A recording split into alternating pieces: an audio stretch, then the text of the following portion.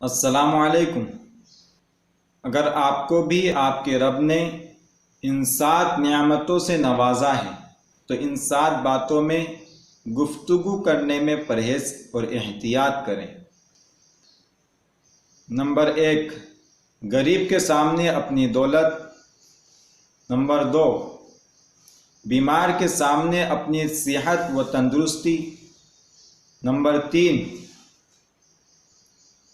کمزور کے سامنے اپنی طاقت و قوت۔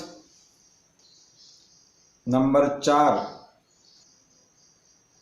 قیدی کے سامنے اپنی آزادی۔ نمبر 5، رنجیدہ و افسردہ کے سامنے اپنی خوشحالی۔ نمبر 6، بے اولاد کے سامنے اپنی اولاد کی جلوہ نمائی۔ نمبر 7، اور یتیم کے سامنے اپنے ماں باپ کی گفتگو میں پرہیز کریں۔